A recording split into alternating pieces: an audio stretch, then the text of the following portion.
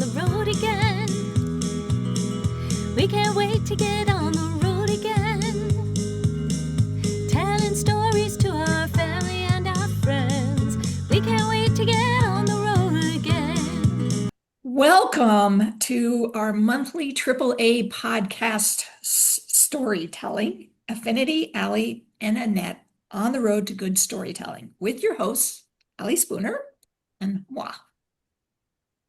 Hi, I'm Allie Spooner, a writer with Affinity, and I've written in a variety of different genres over the years and have numerous standalones and series to my credit. Uh, Annette and I have been doing these podcasts for a good little bit now, and we have an opportunity to meet some new authors and authors that we've known for a while, but we've never hosted. So today is one of our new authors with Affinity, and I hope you will enjoy the book half as much as I did. Great. Welcome, and we appreciate you joining us on this podcast.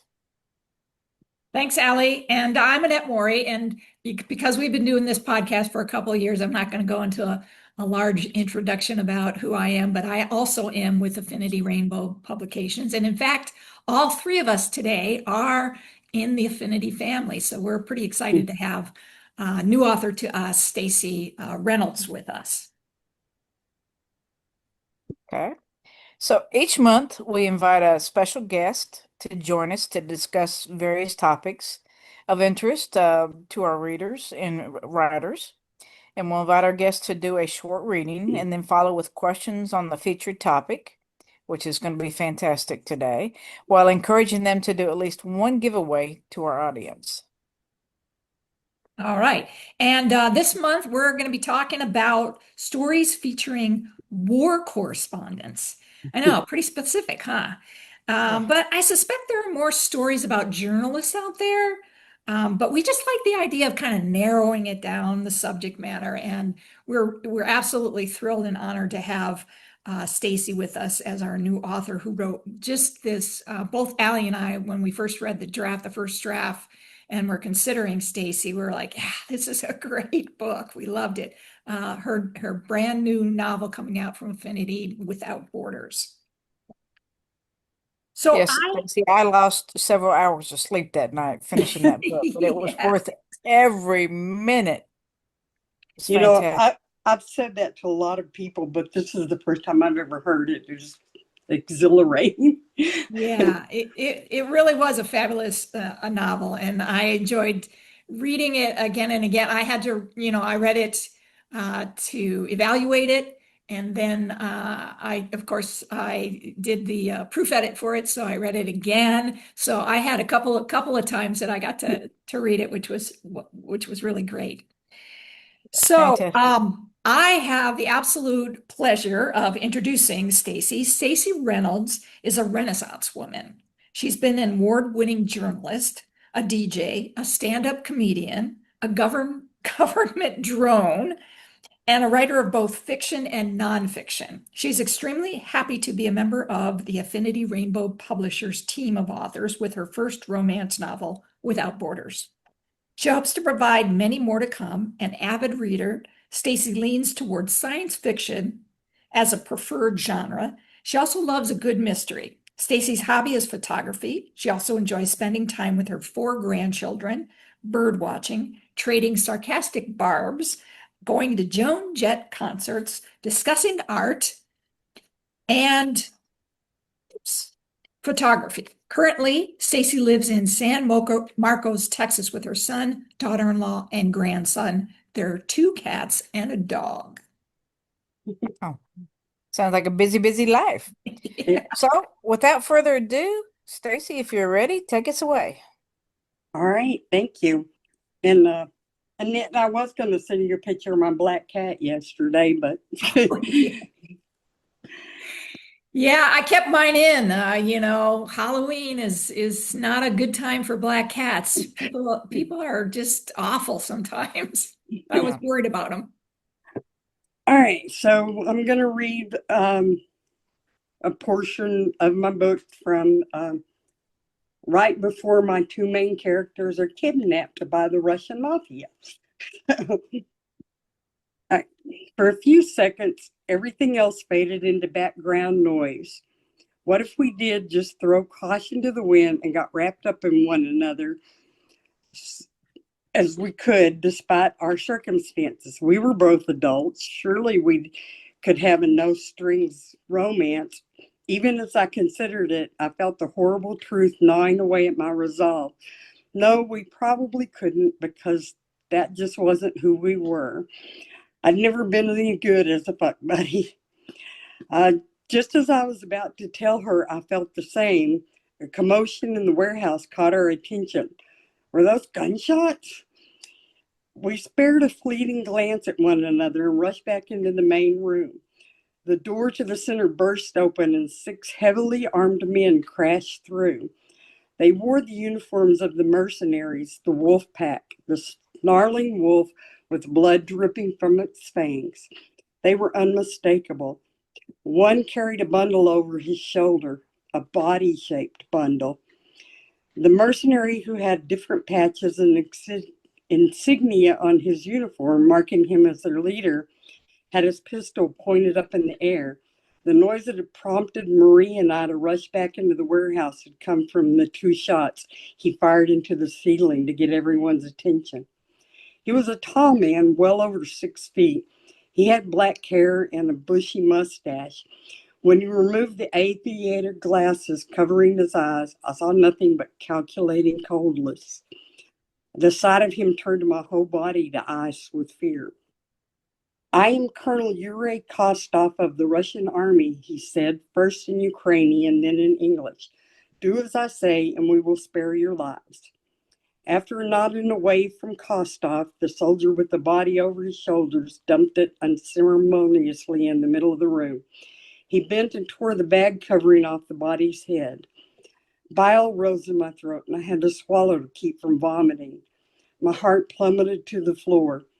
Fear, despair, and guilt all dumped a shitload of emotions on me all at once. And Marie had to grab me to keep me from fainting. It was Lydia. There were about 50 to 60 people left in the warehouse. Since Pasha oversaw the distribution center, she told everyone to do as Kostov said and to not resist. Her face remained unreadable, and she gave no sign of recognizing the poor dead girl they had dumped at her feet. Acknowledging Pasha's authority, Kostov walked to her and demanded to see her identification. She handed it to him. Standing closer to her mother than me, Tatiana took 2 tentative steps in my direction. Her expression was a combination of fear and horror. I silently willed her to be still and not give Kostov or his men any reason to signal her out. Pasha dared to take her eyes off the mercenary long enough to catch her daughter's attention and shake her head slightly. Tatiana stopped mid-step. When Kostov looked up, Pasha's eyes were steadily focused on him again. Tatiana stilled her steps but could not hide the fear in her eyes. I am looking for the American journalist and the French doctor, Kostov said, loud enough for everyone in the warehouse to hear. All eyes in the warehouse, including those of Kostov and his unit, turned in my direction. Fear shot through me again. He was looking for me. Since the word press stood out like a neon sign in 2-inch red letters over my flak jacket and helmet, it was apparent I was an American journalist. The person I had my arms around, who was wearing scrubs and a white lab coat that announced Doctors Without Borders, could only be the French doctor. Kostov's look practically pinned us to the wall. I tightened my grip on Marie, thinking she would try to run off to her staff and patients, and Kostov would order her shot. I was in flight mode, and she was in fight mode. I could feel her trembling, or maybe it was both of us. But we stood our ground. There wasn't anywhere we could run or hide. I planted my feet and looked Kostov directly in the eye. My fear screamed at me to be reasonable and beg for mercy. I told it to shut up and pretend it didn't exist. He took his time looking us over, surely not missing any details. A fake smile touched his lips but never reached his eyes. He walked over and to where we stood and stopped. The man towered over me, so he had to bend to be able to look directly into my eyes. You, he said softly, you are the American journalist? He spoke in Russian, and when I didn't respond, he asked again in English. Yes, I answered, I'm an American journalist. What do you want of me? You are the one who told this unfortunate woman you did not know where her nephew was being held? I didn't know where he was being held, I said. Then I realized my error. I said I didn't know where he was being held, which could mean that I now did know where Akeem was. Silently, I prayed Kostov wouldn't notice. And do you know where he is now? He stepped so close I could smell the onions he'd have for lunch on his breath. No, I said firmly. My fear screamed out again, and I'm sure he heard it. He nodded towards Marie. And the doctor here, did she not know where the boy was taken? Even if I didn't, I wouldn't tell you, Marie said defiantly. My arms tightened around her again, but she struggled to break free. Surely she was just as terrified as I was. Maybe she was trembling in anger and not fear. No, she had nothing to do with it. It was all me. I acted alone, I said. Kostov shook his head and clicked his tongue. The noise was obscenely loud in the almost silent warehouse as everyone watched him play out his terrifying scenario. I forced myself to keep my eyes on him and kept my arms tightened around Marie. Now, American journalist, what is your name? He asked. Nicole Shepard. I had the honest desire to stick my hand out for him to shake. He reached out and with his finger and lifted Marie's chin to where he could look her in the eyes. She let out a stream of French curses that could have made any French sailor proud and spat directly in Kostov's face. The fake smile faltered, then readjusted itself back into place. He pulled a handkerchief from his pocket and wiped off the spit. Then, like a pitcher winding up to throw a fastball across the plate, he pulled back his arm and slapped her hard enough to send us both tumbling to the floor. Giving in to my fear with a sick kind of resignation, I thought, this is it. This is where we both die. That was a great reading. Thank you. And thank you again for joining us today. And we were very delighted to, have the opportunity to get a sneak peek of this story, like Annette said a few times. And every time it's just as baffling to read it as the first. Can you tell us, curious minds want to know, what is it about Affinity that made you decide to join us? Well, actually, it was Annette. I am a member of a book club called the Sapphic Book Club. And every year before COVID, the book club held a festival. And Right. It was called the Lone Star Lesbic Festival. And we invited authors from all over the world to come. And, there were panels and readings and great camaraderie and fun. And I was sitting through one of the panels that Annette was on, and she was reading from a book of hers and her characters had Down syndrome. And I was blown away because I have had a cousin who had Down syndrome, and she was an amazing woman. And they are a vastly underrepresented characters in the world of fiction. And I was very impressed with that. And so Annette and I talked a little bit afterwards, and she probably forgot completely about me, but I never forgot about her. But that was in April. And then when the next August rolled around and my birthday came, she sent me a birthday message. And I was like, wow, this is really cool. Plus, there's also a couple of other Affinity authors. And there was Erin O'Reilly, who unfortunately passed away a few years ago, was a member of the Affinity team. And Erin was very, very good to me and very sweet to me. And Lacey Smith, who is an Affinity author, and I kind of had a little bit of a crush on her for a while. Didn't we all? So Even those of us who are married. there is nothing that woman cannot do. I swear, there's nothing. But I digress. But anyway, so when the time came for me to submit this book for publishing, then the president of our book club was going, you got to send it to Affinity. They'll love it. And so I did, and y'all did, and here we are. Wow, what a story. Yeah, it's funny because Allie was the reason why I joined Affinity because I loved Allie's books. I hadn't met her except for the first conference that I went to right after I published my debut novel, and I got to meet Allie in person. I was totally fangirling. And at the Lone Star, the very first Lone Star festival that I went to was where I did my very first reading. I was, I was literally green. I mean, I went into the bathroom before my reading, and I thought I was going to puke. I was so nervous.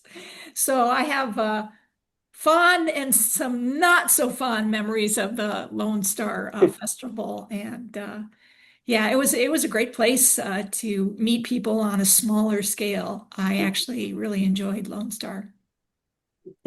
Yeah. It's So, fantastic. so Okay.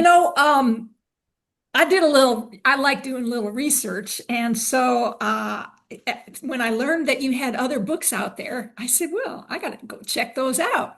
So this isn't your first novel. In fact, you have some previous works on Amazon. I mean, I'm not sure if that was self-published or not, but I actually got them and read them.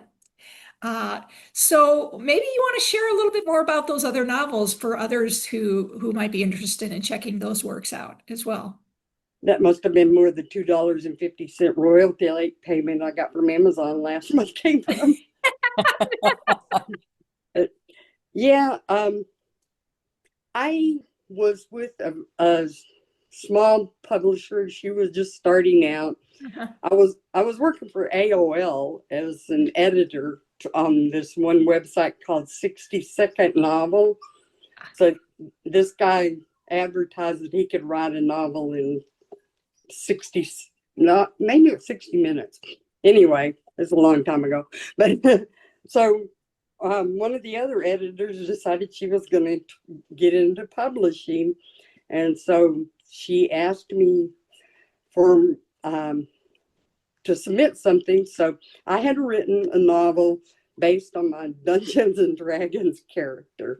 So it was pure fantasy. It was like Dungeons, Dragons, damsels in distress.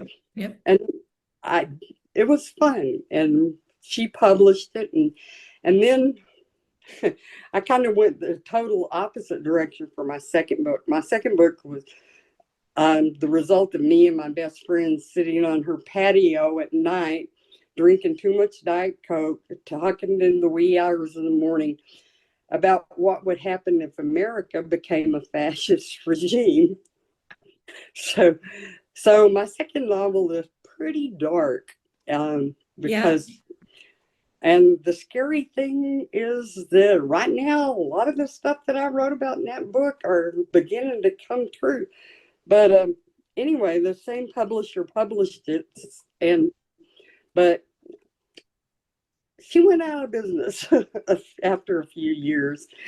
And so all the rights reverted back to me. So I went ahead and put them on Amazon as self-published and just kind of left them there. So, yeah. But one of the first one, the fantasy novel, is called The Daythar Chronicles, which in retrospect, I probably should have named it something a little different because people really don't know how to pronounce Daythar. But and the second one is called The Sound of Silence. And I had a lot of fun with the Daythar Chronicles, but I had a lot of trauma with The Sound of Silence. Yeah. Well, Yeah. you know, I mean, I'm going to be honest with you and say I enjoyed both of them, but I really enjoy your current one. And you know, I like fantasy. I also like political novels, so that's why I enjoyed both of them. I think maybe you should consider sprucing them up a bit and potentially putting them out there and going through Affinity to do that. I think we could tighten those up a bit for you and maybe even change a little bit on the one that's dark and give it a bit more Give it uplift here and there. a little bit more of a happy ending. Yeah, a little bit more of a happy Yeah. ending. Yeah, because you know that's the key. Happy endings. People like happy endings, even if it's when you're talking about reality sort of things. Anyways. Yeah. Well, it seems like you really enjoy writing action-packed and suspense novels. What is it about that genre that attracts you so much? I think probably because it's something that in real life, in reality, I can't do, and I never have been able to do. I was kind of a klutz as a kid, but in my imagination, I could swing from trees, jump off cliffs, jump on the back of a villain, all of that, and I did it all. We kind of lived out in the country, and I had a lot of room to play in. And we lived, I came from a big family, and you know, my grandparents lived on one side of us, and my aunts and uncles lived there. And so, I had lots of people to play with, but my cousins would come across me a lot, and I would be like acting out a scenario. And so they thought I was kind of weird. But I'm like, hey, I'm doing what my heart wants to do that my body won't let me do. And I've been doing that my whole life. So, I love Active, thrillers. active imaginations are a wonderful Yeah, thing. that's what makes you a good storyteller. Yeah. yeah. Yeah. So, of the three books that you've written, what's your favorite?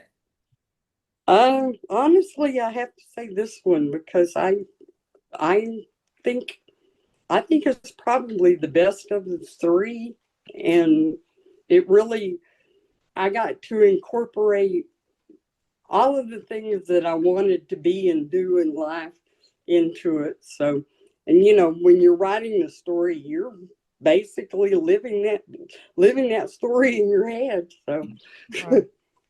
Right. All right.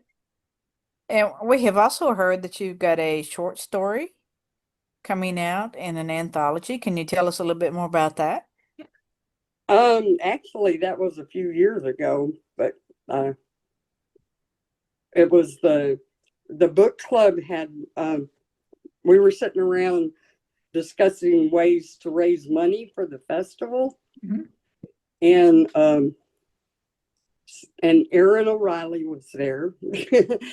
And she they were I said, well, why don't we do an anthology and invite all the authors who come to the festival to submit stories about Texas, because it's the Lone Star Let's Festival, and then you sell it as a fundraiser. And it was kind of funny because and I said they could write about Texas and cowgirls. And Erin had just taken a sip of her drink, and she almost choked on it. And then she spit out, cowgirls were hot. Sounds like Aaron. Well, yeah, it does. And so they ran with the idea, and Erin and Affinity graciously agreed to publish it. And from what I understand, it was quite raised quite a bit of money. But I had an ulterior motive for doing it because I'd already written a story about a cowgirl that I thought was pretty good.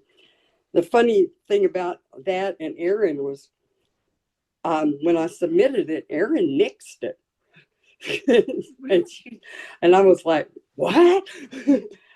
And then she gave me the most considerate, compassionate, and kindest rejection I've ever received in my entire life. And then she said that she told me to rewrite the ending because it didn't have a happy ending. So I rewrote the ending and she said, that's great. She goes, I knew you could do it. And that also was another reason why I chose Affinity, because Erin, even though she's gone now, she had such great faith in my abilities that I'm like, I don't see any reason to want to go with anybody else. But so that's the story of the anthology.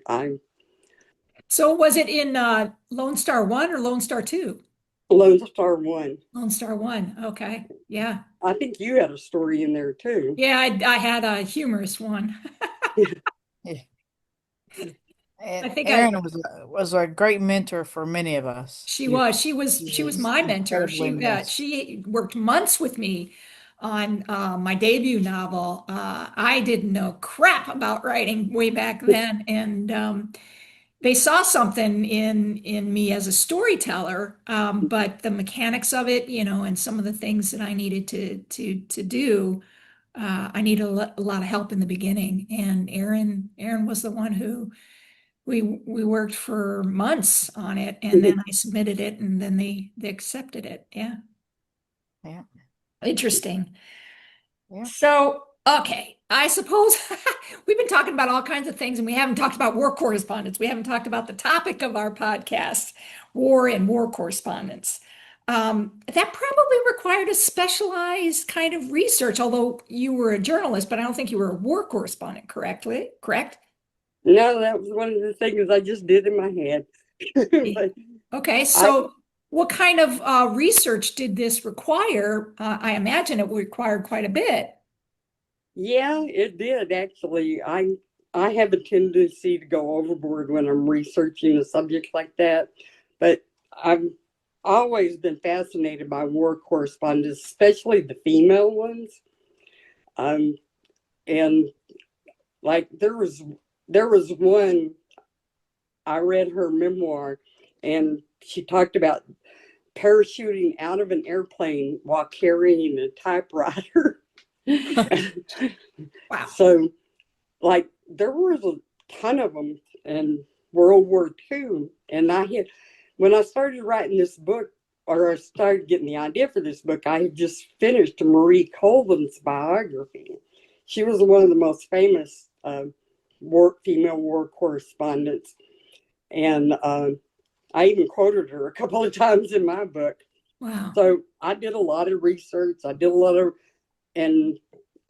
research about the war because it had been going for a while, but it was just fascinating. All the information was out there. Like I found they actually have a book, it's a booklet that's survival guide for journalists in war-torn areas. So of course I downloaded a copy of that, and and then I read all the rules and regulations for Doctors Without Borders and for Reporters Without Borders, and then I read all the regulations for all the sanctions that the Ukrainian press office puts on.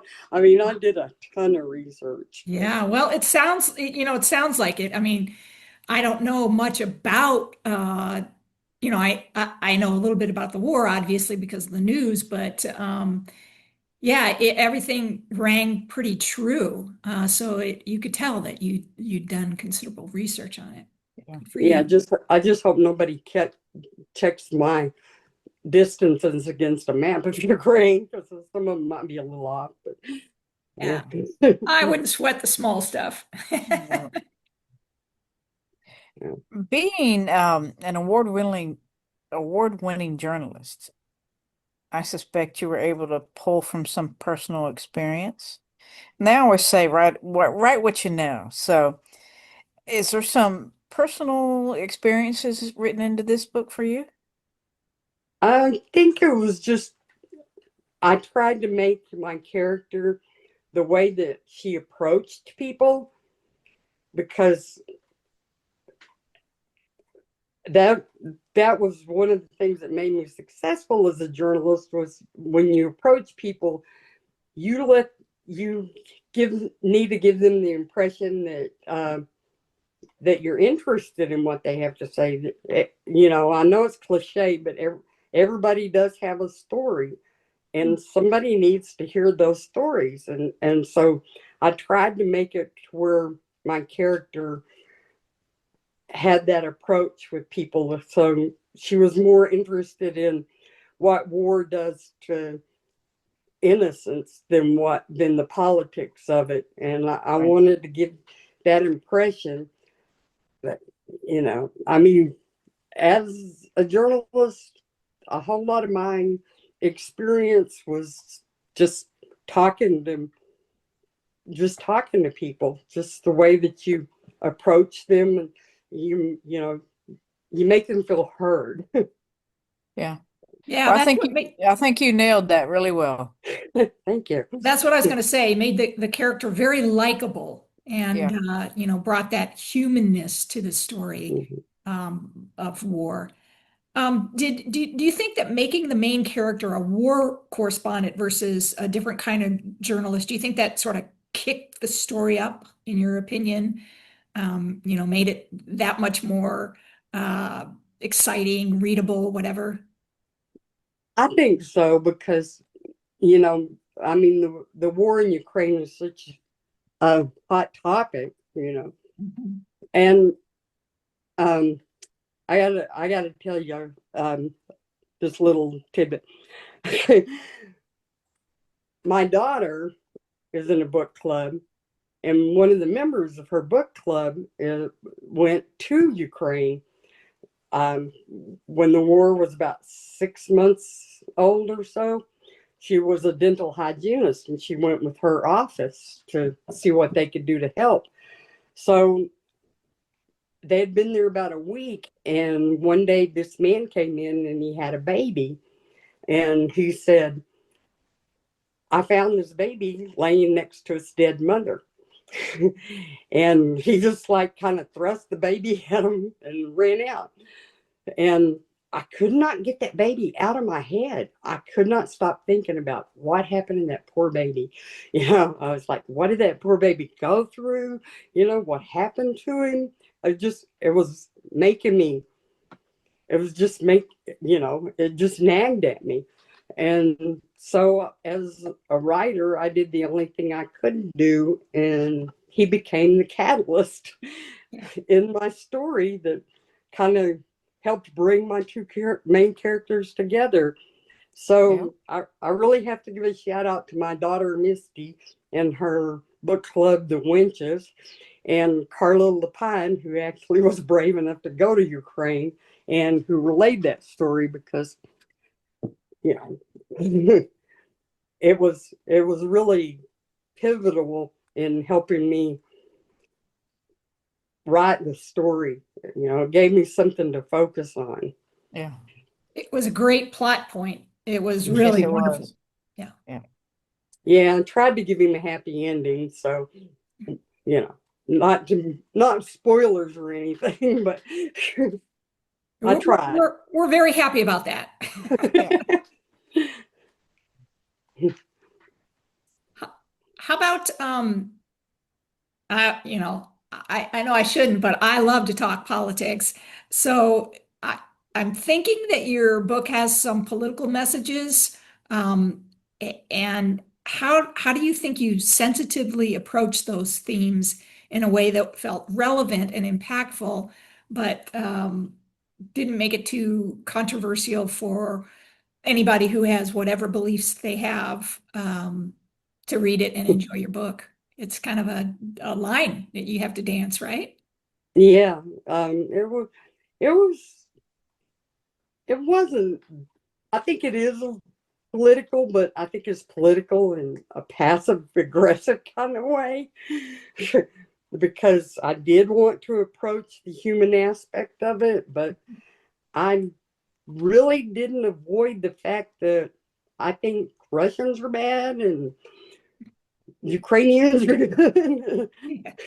But I not necessarily. I don't want to say Russians are bad, but what the Russian government is doing is bad, I think. Yeah. And I wanted to convey that, but I didn't want to, just come right out and say Russia, the evil communist empire.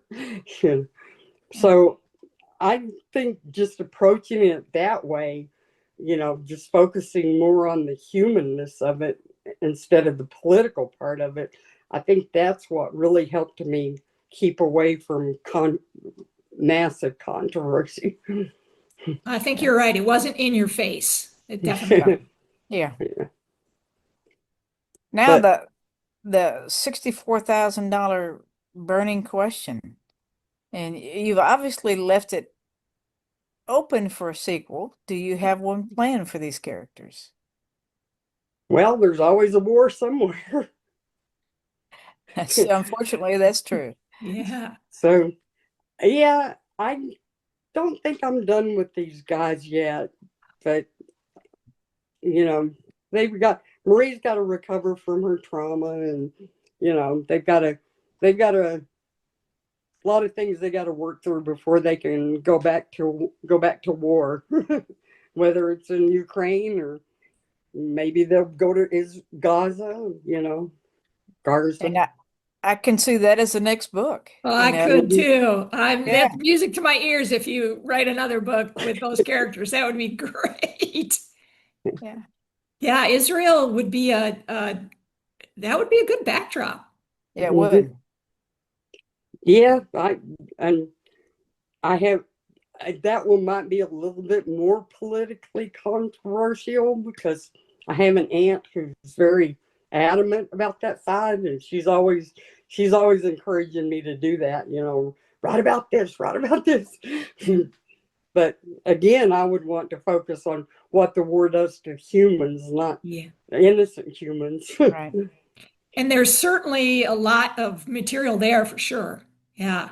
I mean, even more, it sounds like I mean, I don't know enough about it, but it sounds like even more so. There's even more human stories and that could be tapped into with that. Such a sad thing. Right. Okay, angst scale. Where would you put most of your books on the angst scale? From low angst 1 to super angsty 10. Well, I'm going to say the Dathar Chronicles, the fantasy novel, is pretty low on the scale. Probably about a 2 or a 3 because I wanted it to be fun, and I wanted people who read it to have fun with it. I got an email from a reader one time that said she laughed out loud at one of the scenes, which always makes you happy. The Sound of Silence, I think, is pretty much it's probably an 11. It's full of angst, and it's full of, I mean, it's pretty dark. But this one, I think probably somewhere around the middle, maybe 5 or 6, because there are some things that can hurt you, but there's also the lighthearted moments in it. Like when they're waiting in the bomb shelter. Yeah. And she's thinking, should I kiss this woman? What advice would you give new or unpublished authors? And, if you could go back and look at your first books, is there anything that you'd change? Yeah, probably quite a bit. I would say don't give up, believe in yourself, and keep writing, even if what you think you've written is total crap. because someday you're going to be able to go look at that crap and you're going to be able to pull a gem out of it. Yeah. So don't ever give up and don't ever stop believing in yourself. You know, because if you do, you're going to end up like not ever sharing your gift with the world, and that's a tragedy as far as I'm concerned. Agreed. Yeah, every new novel you write, you'll learn something new, and yeah, makes you sort of a more polished author the more you write. Yeah. So, what about do you have any rituals, your writing process from start to finish? And what's the most challenging thing for you, part of writing a novel for you? I don't think I mean, I probably do, but I don't really have any rituals. The most challenging part of it for me, though, is just sitting down and doing it because I am the world's best procrastinator. I will sit and, I will sit down, like we were talking earlier about research.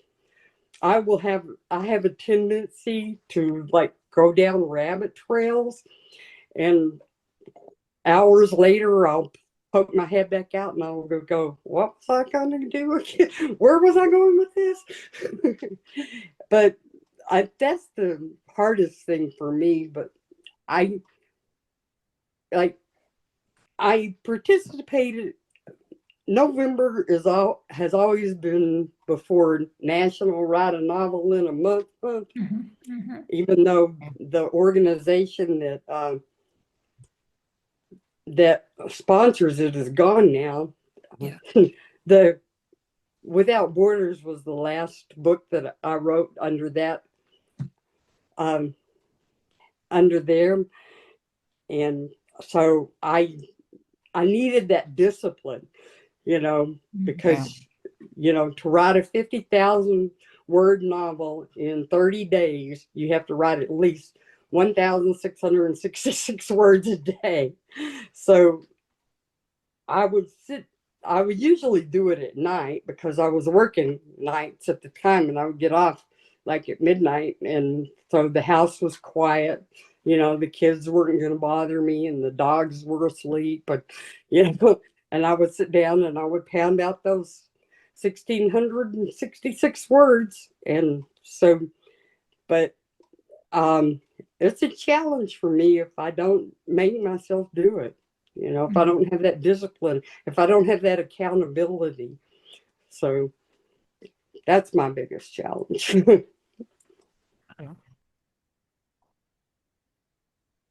Okay. Yeah, I'm not. I can't do nano. I I have. I'd feel too much anxiety. But I did it a couple of times and really enjoyed it because did you? it does force you to be disciplined and to be uh, sitting in your chair writing every day. Yeah, I have you for that, Ellie. I do better. I do better when we write a book together. Then I, Uh, feel compelled not to let you down. But some organization out there that there's no faces to it. I don't feel any. yeah. Well, I don't feel compelled at all to keep up with them. one of the things that they did was encourage other writers to hold you accountable. So, like when I did it, there were two or three of the Affinity writers on there that would email me every couple of days. How's it going? You got your word? I see your word count's down a little bit today, so you better step it up tonight.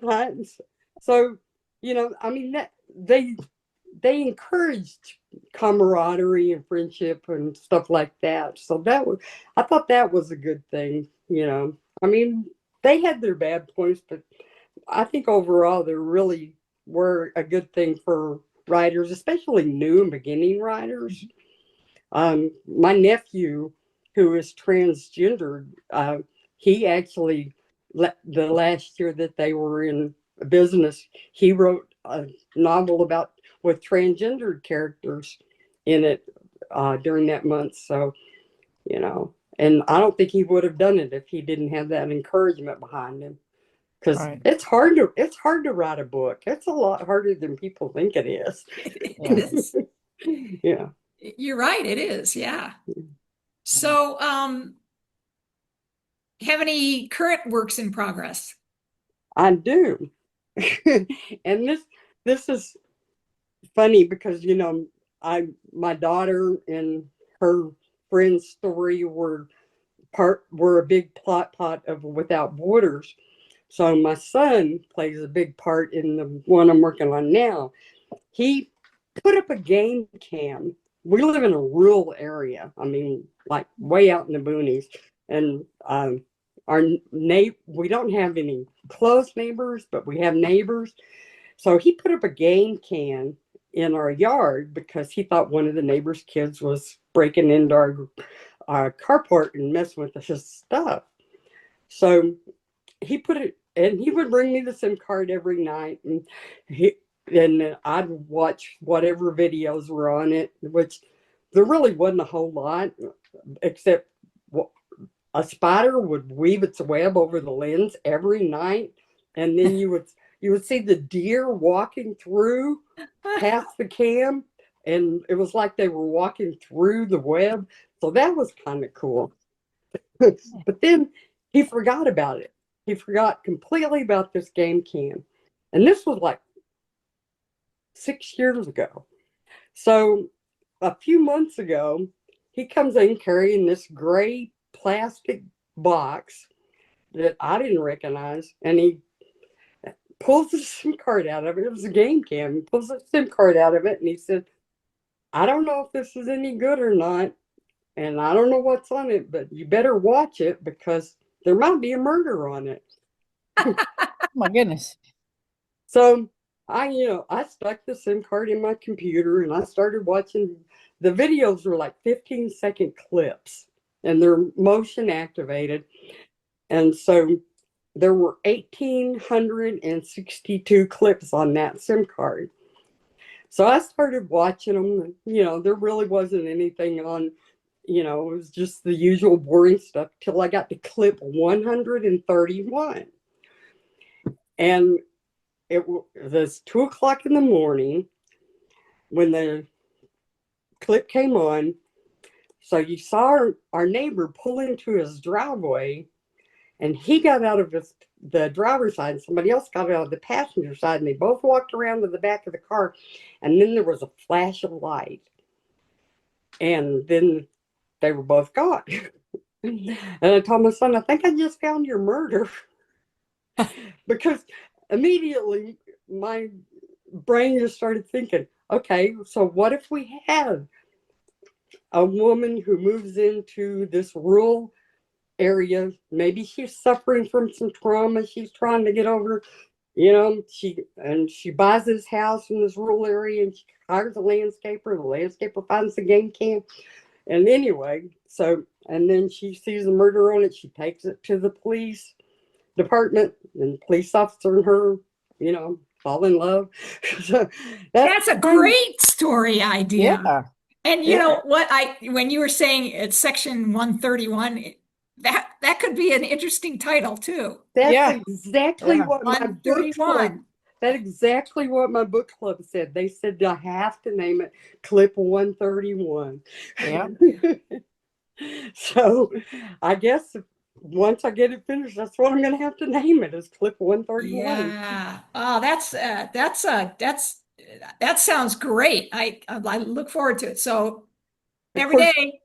That teaches, that also just reinforces to my children that anything they say or do is fair game. All right. Could turn up in a novel somewhere. Yeah. Yep. Yeah. And they have accepted it, so I'm grateful for that. That's awesome. That sounds like a really interesting story. I think it's a little bit of a different kind of murder mystery, and I always like it when there's just a little bit of a differentness to a book that catches my eye. Those are the ones I remember. Anybody can write, a bunch of standard murder mysteries, but when you put something like a different kind of twist to it like that, it makes it much more interesting to read, I think. Absolutely. Yeah. Yeah. All right. So the big question, are you a pantster or a plotter? Before Without Borders, I was a pantser. I was like, I was working at, this was a long time ago, but I was working at Coca-Cola in the bottling plant. And I ran this machine that, all I had to do was just make sure that the bottles went through it. And I always kept a piece of notebook paper and a pen, and I would just write down whatever I thought that day, and then I would go back home and put them all together. So and I've basically done that ever since until I got to Without Borders and decided that I'm going to see what happens if I do an outline. So I did an outline and I think it worked out really well. I really think this is the best thing I've written so far. So Okay. I would agree. So yeah, I Yeah. can't do outlines. They're hard. But good for you that you do an outline. Maybe I should start doing outlines. Maybe my books would be better if I did. All right. What else? Anything else that you want to share with us? Well, I do want to. This is my first romance novel because I was always like, romance. Why should I write about something that doesn't even exist? But I had my feature writing professor, when I was in college, told me, you should write romance novels. This was after this was the first day of the first semester. she read the first thing I ever wrote. And so back when I started Without Board, well, even before I started it, she sent me a DM on Facebook and said, you really should write a romance novel. I stand by my words. So, Kate, here's your romance novel. She's actually right. But you know what? You can do romantasy, which is romance fantasies. You can do romantic thrillers, romantic mysteries. You can combine romance with just about any genre. That way you can do the things that you like and then still give readers, because I mean, she's right. Romance is queen. There's no question about it. Um, it's harder to sell just a novel that has zero romance. Um, and it's a lot easier to sell novels that have, romance plus thriller or romance plus fantasy. So I can still jump on the back of the villain and kiss the girl afterwards. There you Right. go. There you go. Allie, any last thoughts? No, it's been great talking to you. Again, I'm gonna plug your Audible. It's just finished up. We just finished up production, and it's been submitted. So hopefully within the next, I don't know, 10 to 12 days, hopefully that'll be at an Audible.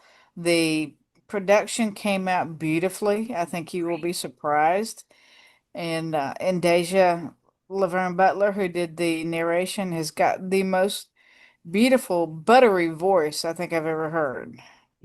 If when we get to the sequel of Without Borders, if we do an audiobook, I definitely want to see if she's available.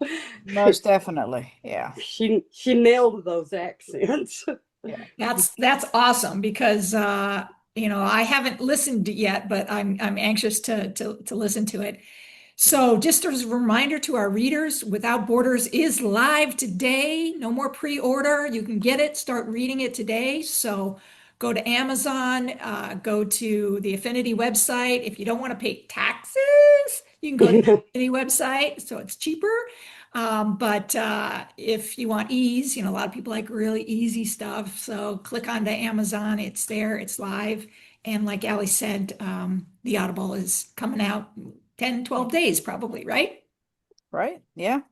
And if you go to the Affinity, don't forget to spin that wheel. Yep, spin the wheel. Okay. So don't forget to check out our YouTube channel in closing and subscribe. Next month, we are going to be talking probably the next book. Well, I think our next podcast is going to be we're going to party hardy in December, so we won't have one in December. We're going to give ourselves a little break. And then January, I think we are going to have narrators speak too. So we have some new narrators, and we'd like to get their perspectives and have them have a chance to show us and strut their stuff on our podcast. So that's what we'll do in January. Sounds great. Once again, thank you, Stacy, for joining us. And really, I can't say enough good things about Without Borders. Get the book now. It's great. Thank you. Thank you for having me.